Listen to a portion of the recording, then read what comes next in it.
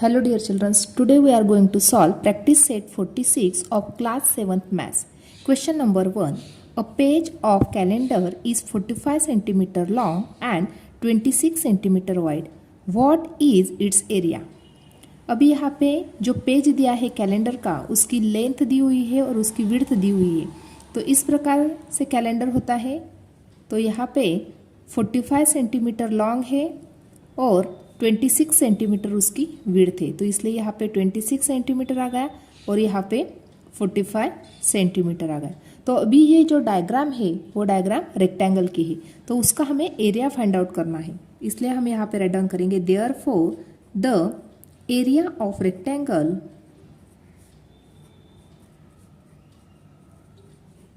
Equal to length multiply by breadth. इस प्रकार से हमने फॉर्मूला राइट डाउन किया। इक्वल टू लेंथ दी हुई है 45 सेंटीमीटर इंटू ब्रेथ दी है 26 सेंटीमीटर। अभी दोनों का करेंगे हम मल्टीप्लिकेशन। तो यहाँ पे देखो बच्चों, यहाँ पे हम मल्टीप्लाई कर लेते हैं 45 मल्टीप्लाई बाय 26। तो अभी यहाँ पे मल्टीप्लिकेशन इस प्रकार से करेंगे 6 5 जा 30, 0 कैरी 3, 6 4 जा 24, 24 प्लस 3 27 प्लस यहाँ पे लगाया 0, 2 5 जा 10 कैरी 1, 2 4 जा 8, 8 प्लस 1 9। तो अभी कर लेते हैं एडिशन, यानी आंसर मिल गया हमें 1170। तो यहाँ पे राइट डाउन करेंगे 1170 स्क्वायर सेंटीमीटर, ये मिल गया हमें एरिया। यानी एरिया ऑफ, अभी यहाँ पे मैंने रेक्टेंगल राइट डाउन किया है, अभी यहाँ पे कैलेंडर दिया हुआ है। Therefore area of calendar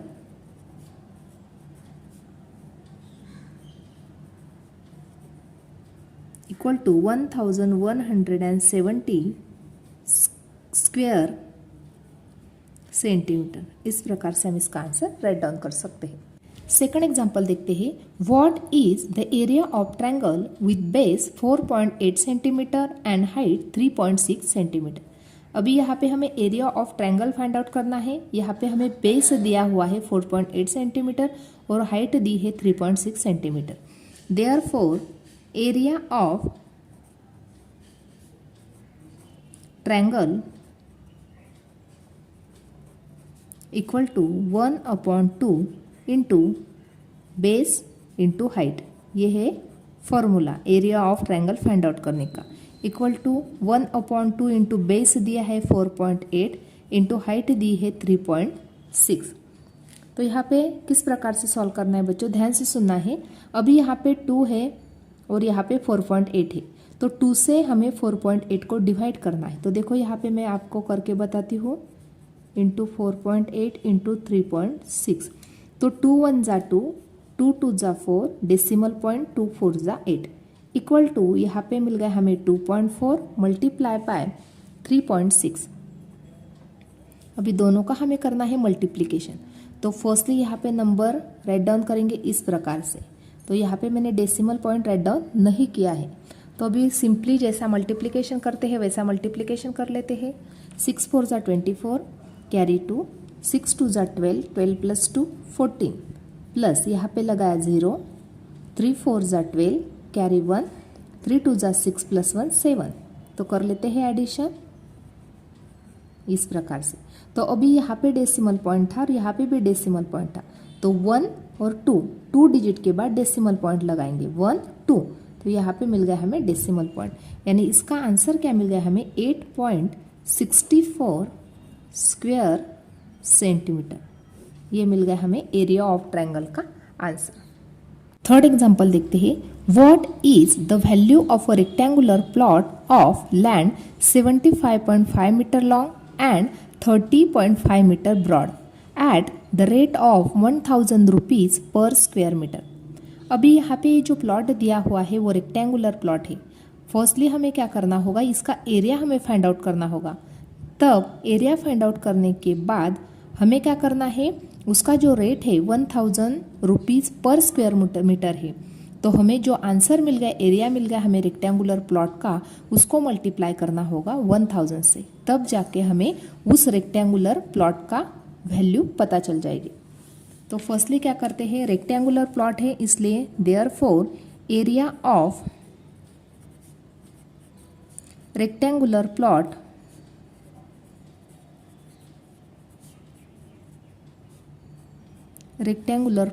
equal to length multiply by breadth equal to length कितनी दी है 75.5 इंटू ब्रेथ दी हुई है 30.5।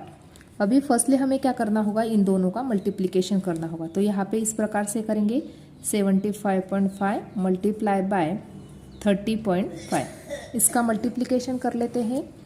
5 5 ज़ा 25 कैरी 2, 5 5 ज़ा 25 प्लस 2 27 कैरी 2, 5 7 ज़ा 35, 35 प्लस 2 37 प्लस यहाँ पे 0 लगाए, 0 से मल्टीप्लाई कर रहे तो इसलिए यहाँ पे 0 0 ही आ जाएगा। प्लस 3 से मल्टीप्लाई कर रहे तो अभी यहाँ पे लगाए 2 0।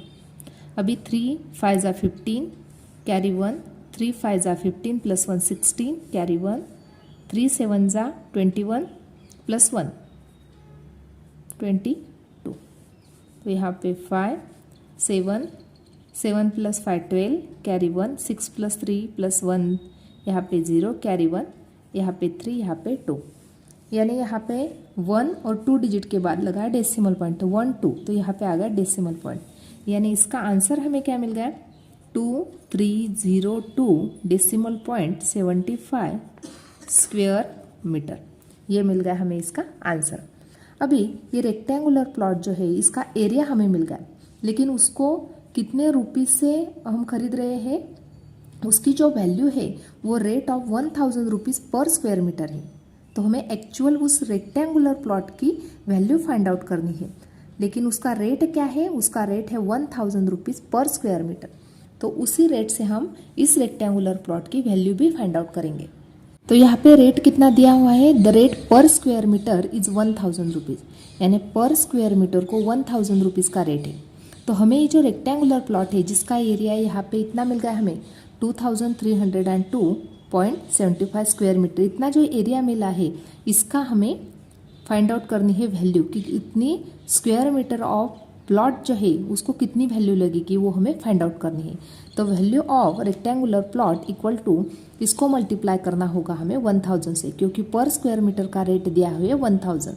तो दोनों का मल्टीप्लिकेशन कर लेते हैं। तो यहाँ पे कितने जीरो है 30, तो इस नंबर को हम 30 लगाएंगे। 2302751230 लगा दिए।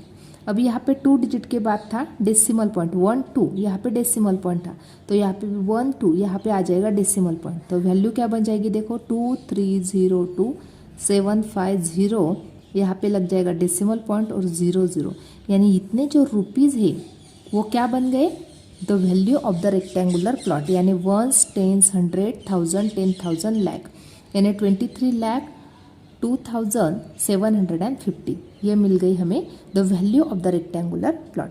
इस प्रकार से हम उसका फर्स्टली एरिया फाइंड आउट करके फिर उसके बाद उस रेक्टेंगुलर प्लॉट की वैल्यू फाइंड आउट कर सकते हैं। Question number 4, a rectangular hall is 12 metre long and 6 metre broad. Its flooring is to made of square tiles of side 30 cm. How many tiles will fit in the entire hall? How many would be required if tiles of side 15 cm were used?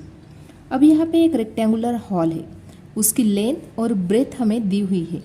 तो यदि इस rectangular hall में हमें tiles fit up करने हैं तो हमें जो टाइल्स है उसकी साइड क्या है 30 सेंटीमीटर की लेनी है। तो जो हॉल है उसमें कितने टाइल्स फिट होंगे वो हमें फाइंड आउट करने हैं।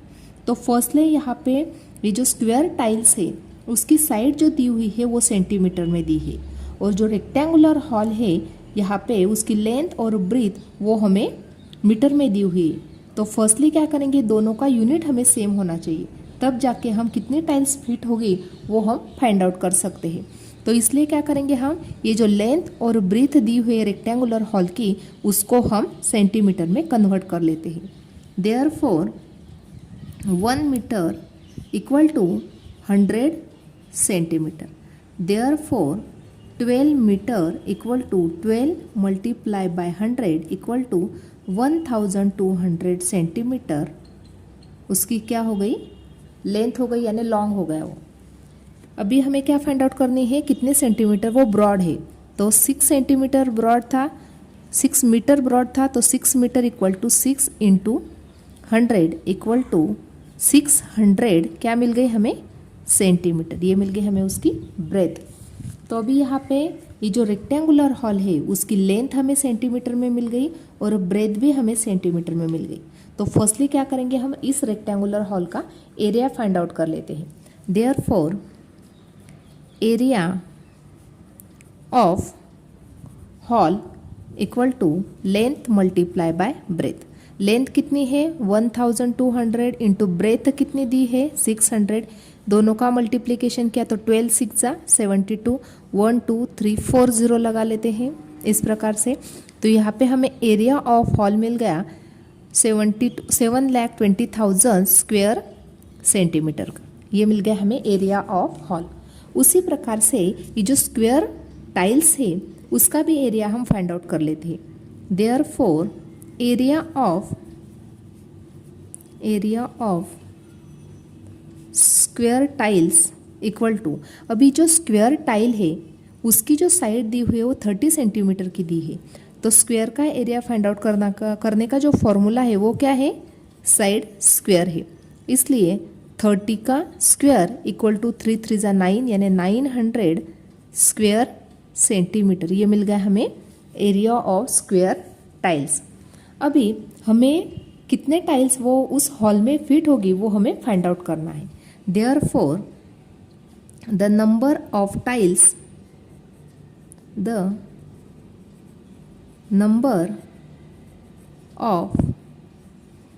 टाइल्स इक्वल टू, अभी नंबर्स ऑफ टाइल्स कितनी फिट होगी वो फाइंड आउट किस प्रकार से करेंगे, जो एरिया है हॉल को उसको डिवाइड करेंगे नंबर ऑफ टाइल्स से। Therefore area of hall upon area of square tiles, इस प्रकार से हम उसको फाइंड आउट कर सकते हैं। तो एरिया ऑफ हॉल कितना दिया है 7,20,000 upon area of square tiles मिल गया था हमें 900। तो 20 कैंसिल कर दिए, 9 से डिवाइड कर लेते हैं 7,200 को। तो 9 1 जा 9, 9 8 जा 72, 0 0 इक्वल टू 800 टाइल्स। यानी उस एंटायर हॉल में यदि स्क्वायर टाइल्स हम बिठा रहे हैं, उस स्क्वायर टाइल्स की एक साइड की लेंथ दी है 30 सेंटीमीटर, तो नंबर ऑफ टाइल्स कितने लगने वाले हैं 800 टाइल्स उसमें फिट हो गए। अभी यहाँ पे नेक्स्ट क्वेश्चन पूछा गया है कि यदि स्क्वायर की जो टाइल्स है उसकी लेंथ दी है 15 सेंटीमीटर, तो हमें नंबर ऑफ टाइल्स कितने लगेंगे वो हमें फाइंड आउट करने हैं। तो फर्स्टली हम क्या करेंगे, यदि जो स्क्वायर टाइल्स है उसकी लेंथ यदि 15 सेंटीमीटर है तो हम फर्स्टली क्या करेंगे, उस स्क्वायर टाइल्स का एरिया फाइंड आउट करेंगे इस फॉर्मूले से, यानी साइड का स्क्वायर। तो 15 ब्रैकेट का स्क्वायर किया तो 225, ये मिल गया हमें एरिया ऑफ स्क्वायर टाइल्स। तो यहाँ पे हमें मिल गया स्क्वायर सेंटीमीटर। तो हमें नंबर ऑफ टाइल्स उसमें कितने फिट हो गए वो हमें फाइंड आउट करने हैं। तो इसलिए क्या करेंगे, हम area of hall upon area of square tiles इस फॉर्मूला का यूज़ करेंगे। तो यहाँ पे एरिया ऑफ हॉल हमें कितना मिल गया था 7,20,000, ये मिल गया था हमें area of hall upon area of square tiles. अभी हमें यहाँ पे एरिया कितना मिल गया स्क्वायर टाइल्स का 225। अभी क्या करेंगे, हम 7,20,000 को 225 से यदि हम डिवाइड करते हैं तो डिवाइड करने के बाद हमें यहाँ पे आंसर मिलता है 3,200 टाइल्स। यहाँ पे आंसर क्या मिल गया हमें 3,200 टाइल्स। यानी number of tiles to be fit, कितने टाइल्स उसमें फिट होंगे, यदि हम 15 सेंटीमीटर स्क्वायर टाइल्स की साइड लेते हैं तो नंबर ऑफ टाइल्स कितने लगेंगे, तो 3,200 टाइल्स उसको लगेंगे। इस प्रकार से यहाँ पे 4th क्वेश्चन कंप्लीट होता है। नेक्स्ट क्वेश्चन देखते हैं, find the perimeter and area of a garden with measures as shown in figure along side. अभी यहाँ पे जो डायग्राम दी गई है उसकी फर्स्टली हमें पेरीमीटर फाइंड आउट करनी है। तो पेरीमीटर क्या होती है बच्चों, सब जो साइड्स दिए हुए हैं ऑल साइड्स की एडिशन करके हमें क्या मिल जाती है, पेरीमीटर मिल जाती है। तो अभी यहाँ पे वन साइड कितने सेंटीमीटर की दी है, 13 सेंटीमीटर की, यानी यहाँ पे हर एक साइड 13 सेंटीमीटर की है। यहाँ पे इस प्रकार से लाइन खींची है, इसका मतलब जो सब साइड 13 सेंटीमीटर की है।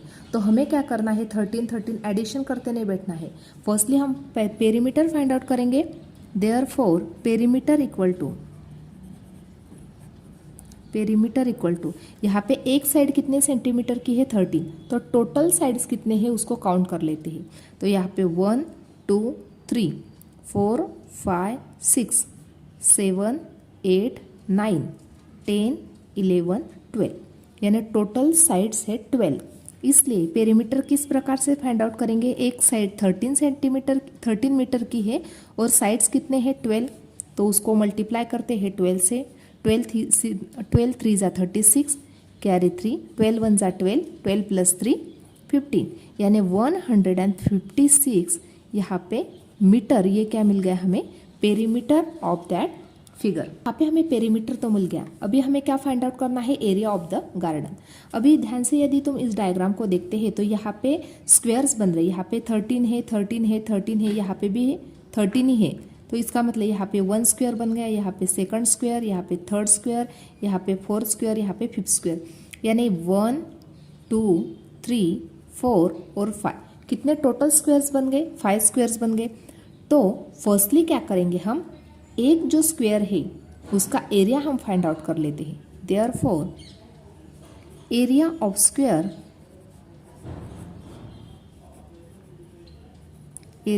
Square equal to side square, sides का स्क्वायर, इस प्रकार से हम एरिया फाइंड आउट कर लेते हैं।